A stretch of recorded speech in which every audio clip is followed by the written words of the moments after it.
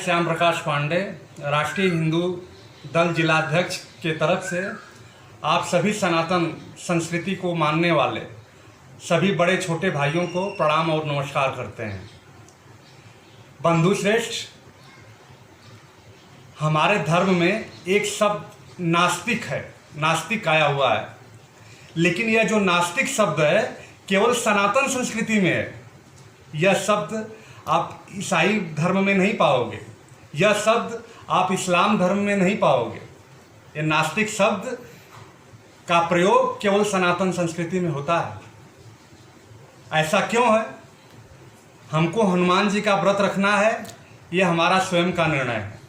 हमें नवरात्र में व्रत रखना है अथवा नहीं रखना है, यह भी हमारे स्वयं का निर्णय है। यह भी हमारा जो स्वयं का निर्णय है। हमें पूजा पद्धति किस प्रकार से करनी है, उसकी क्या व्यवस्था करनी है, यह भी हमारा निर्णय है। हमारे धर्म में अनुशासन नहीं है। इस्लाम धर्म में अनुशासन है, ईसाईयत में इस अनुशासन है, लेकिन सनातन संस्कृति में कोई अनुशासन नहीं। हम अपने से निर्णय लेते हैं कि मुझे करना क्या है और मैं क्या करूँगा। इसके लिए बंधुओं, सारे लोगों से अपील और आग्रह है, हम हर सनातन भाई सबसे प्रथम अपने धर्मशास्त्र का अध्ययन करें।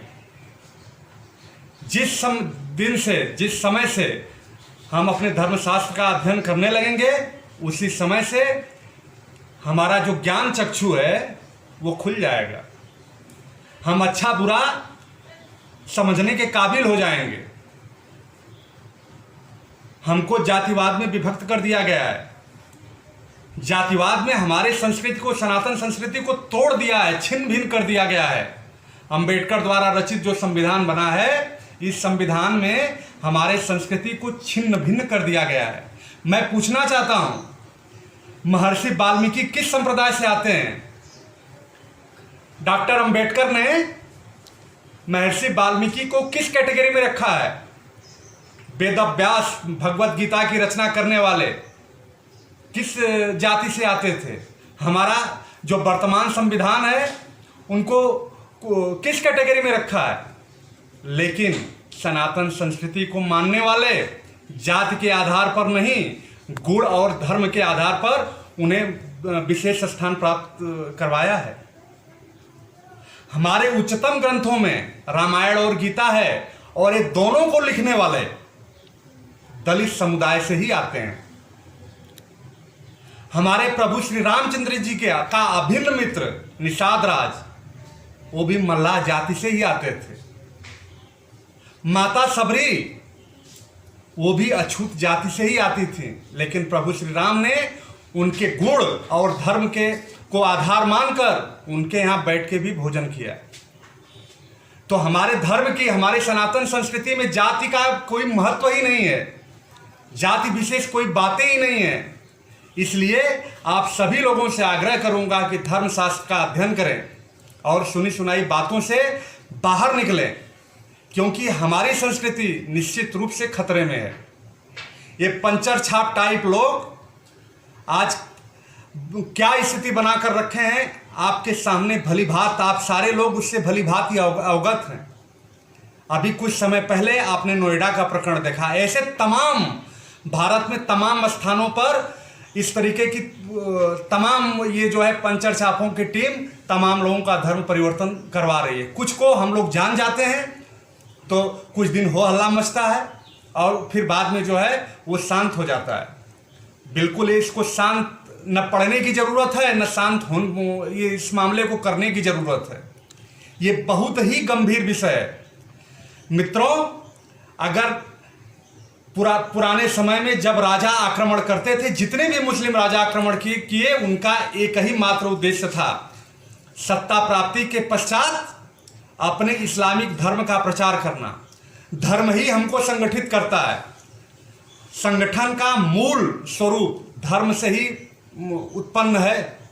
इस बात को हम लोगों को अपने मन के अंदर, हृदय के अंतराल में इसको रख लेना चाहिए, रख लेना पड़ेगा कि अगर हमको संगठित रहना है तो इसका प्रथम काम है कि सबसे पहले अपने धर्म को मजबूत करना होगा। जब मेरा धर्म मजबूत होगा, निश्चित रूप से, प्राकृतिक रूप से हमारा संगठन मजबूत हो जाएगा।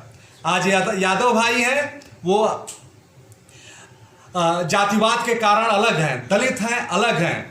ये संविधान हमारे हिंदुओं को कई वर्णों में विभक्त कर दिया है। लोग मनुवाद का दोष देते हैं। मनुवाद में आप कहीं भी इसका साक्ष्य नहीं पाएंगे, लेकिन वर्तमान संविधान में इसका साक्ष्य है। हमें ब्राह्मण, क्षत्रिय और लाला बनाकर हमको सवर्ण का दर्जा दे दिया गया। यादव, मल्ला, कुशवाहा बना के किसी को ओबीसी का दर्जा दे दिया गया। और मुसहर संप्रदाय से और हरिजन संप्रदाय से आने वाले लोगों को दलित की संज्ञा दे दी गई कि यह दलित हैं।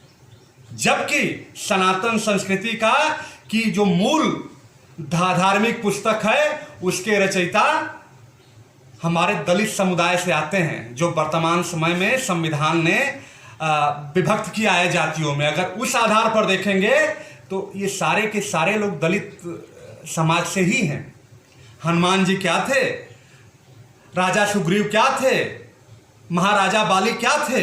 यह भी तो वनवासी कोल भील समाज से आते थे, जिसको आज हमारा संविधान ने सबसे नीचे का दर्जा एसटी का दिया है, शेड्यूल्ड ट्राइब का, अनुसूचित जनजाति का दर्जा दिया है। ऐसे लोगों ने प्रभु श्री राम की मदद की थी। ऐसे ही लोगों ने महाराणा प्रताप की भी मदद की थी। इसलिए हम सारे लोगों को पुनः कहना चाहूँगा कि धर्म शास्त्र का अध्ययन करें और उसके पश्चात अपने मन के अंदर जो नास्तिक का भाव है, इसको निकाल के बाहर फेंकें।